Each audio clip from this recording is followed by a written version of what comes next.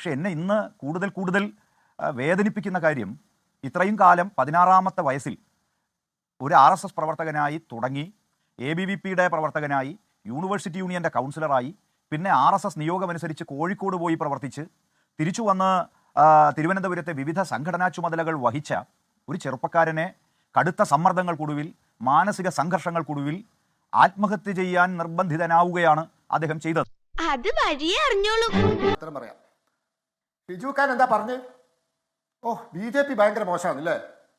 BJPയിൽ ആത്മഹത്യ ചെയ്തതും ശ്രമിച്ചതൊക്കെ താഴെ തട്ടിലുള്ളവരാ. പോളിറ്റ് ബ്യൂറോ മെമ്പർ ആത്മഹത്യ ചെയ്ത പാർട്ടി അല്ലേ ഷിജു ഖാന്? ഇനി ആ പാർട്ടിയിൽ ആത്മഹത്യ ചെയ്യാൻ ആരാള്? അഖിലേന്ത്യാ ജനറൽ സെക്രട്ടറി അല്ലേ ഉള്ളൂ? പോളിറ്റ് ബ്യൂറോന്റെ മുകളിലുള്ളത് അഖിലേന്ത്യാ ജനറൽ സെക്രട്ടറി അല്ലേ? ഒരു പാർട്ടിയുടെ പരമോന്നത ബോഡിയിലുള്ള ആള് പാർട്ടി നടപടി എടുത്തതിന് ആത്മഹത്യ ചെയ്തത് പാർട്ടിയാ ഉത്തരവാദി അല്ലേ? വരദരാജന്റെ ആത്മഹത്യക്ക് ഉത്തരവാദി പാർട്ടിയാ. നിങ്ങൾ അച്ചടക്ക നടപടി എടുത്തപ്പോൾ അങ്ങോട്ട് പോയി ആത്മഹത്യ ചെയ്ത് ഇത് നമ്മളെ പഠിപ്പിക്കുക? പോളിറ്റ് ബ്യൂറോ മെമ്പർ ആത്മഹത്യ ചെയ്ത പാർട്ടി സത്യമാണെങ്കിലും എനിക്ക് അംഗീകരിച്ചു കൊടുക്കാൻ പറ്റുമോ? ഇവിടെ ഇപ്പോ അവിടുത്തെ LDFന്റെ സ്ഥാനാർത്ഥിയെ പിടിച്ചിരുത്തിയിട്ടുണ്ട്. അങ്ങോട്ട് ജയിക്കാൻ വേണ്ടി ഹാഷ്മിന്റെ വക ഒരു സൗജന്യ പ്രചരണമാണിത്. ആയിക്കോട്ടെ, നിങ്ങൾ പറയുന്ന ആരൊക്കെയോ ഭീഷണിപ്പെടുത്തി നജിനെ. പരാതി ഇപ്പൊ ഈ ചർച്ച കഴിഞ്ഞ് നേരെ പോലീസ് സ്റ്റേഷനിൽ എന്നിട്ട് ഈ ആത്മഹത്യ ചെയ്ത അനന്തുവിനെ ഭീഷണിപ്പെടുത്തിയ ആൾക്കാരെ പേര് പറഞ്ഞു കൊടുത്ത് സബ് ഇൻസ്പെക്ടർ അല്ല സർക്കിൾ ഇൻസ്പെക്ടർ എടുത്ത്. അതാ ചെയ്യേണ്ടത്. ചേനലിൽ വന്നിട്ട് കള എന്ന് പറയലല്ല. അനിലിന്റെ ആത്മഹത്യയിൽ BJP നേതാക്കന്മാരുടെ പേരിൽ കേസുണ്ടോ?